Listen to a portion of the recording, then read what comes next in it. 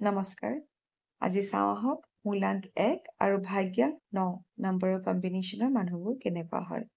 মূলাংক 1 সূৰ্যক ৰিপ্ৰেজেণ্ট কৰে আৰু ভাগ্যাংক 9 মংগলক ৰিপ্ৰেজেণ্ট কৰে যিটো ৰজা আৰু সেনাপতিৰ কম্বিনেশ্যন বুলি কোৱা হয় আৰু এই কম্বিনেশ্যনটো বহুত ধুনীয়া হয় এনেকুৱা কম্বিনেশ্যন থকা মানুহবোৰ বহুত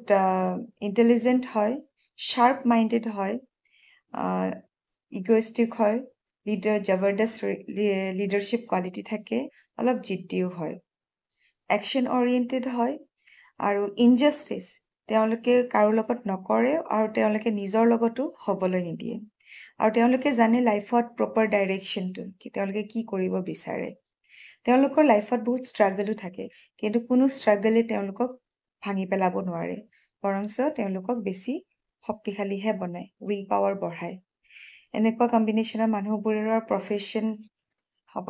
কেমিকেল লাইনত যাব পাৰে আৰ্কিটেক্ট অট'মোবাইল মেনুফেকচাৰিং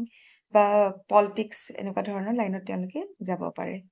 এনেকুৱা ধৰণৰ নিউমৰলজিৰ বিষয়ে জানিব বিচাৰিলে মোৰ লগত কানেক্ট হৈ থাকক মই দীপ্তি মোৰ চেনেলটো ছাবস্ক্ৰাইব লাইক এণ্ড শ্বেয়াৰ কৰক ধন্যবাদ